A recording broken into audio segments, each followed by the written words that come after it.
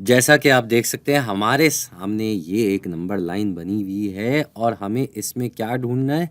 हमें इस पे ढूंढना है 0.05।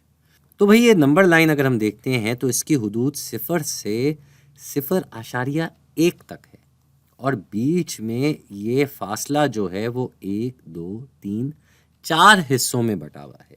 अब 0.1 को अगर समझा जाए तो ये 0.10 भी कहलाया जा सकता है। अगर हम 10वीं कतार के बाद सवा की भी कतार लगा दें तो ये सवा की कतार के हिसाब से 0.10 सवा हो जाएगा।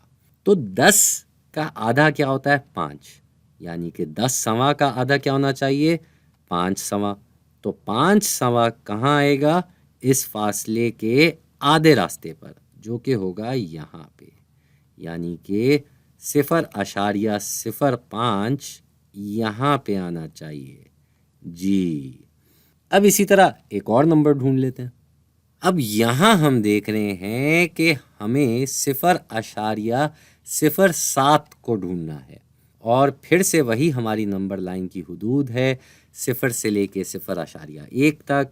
वही बात रहेगी, 0.1 का मतलब 0.1 0 भी हो सकता है। तो सवा की कतार में ये 0.10 सवा हो जाएगा और हमें 0.7 सवा ढूंढना है। तो 0 से लेके 0.1 तक का फासला इस बार 1, 2, 3, 4, 5, 6, 7, 8, 9, 10 हिस्सों में बटा हुआ है। इस हिसाब से हमारा पहला नंबर होना चाहिए 0.01, फिर 0.02, 3, 4, 5, 6, 7।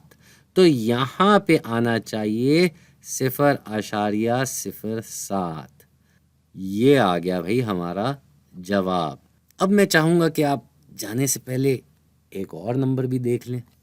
भाई अब हमें क्या ढूंढना है? हमें ढूंढना है 0.08 और फिर से वही 0 से लेके 0.1 तक का फासला है, जो कि कितने हिस्सों में बटा हुआ है? 1, 2, 3, 4, 5।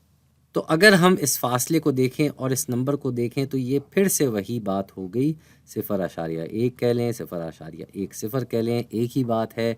10 तक का फासला अगर हम समझें, ये 10 तक का फासला और ये 5 हिस्सों में बटा हुआ है, इसका मतलब एक हिस्से के बाद 0.02 आना चाहिए, दूसरे के बाद 0.04, फिर 0.06 और फिर आ जाएगा 0.08।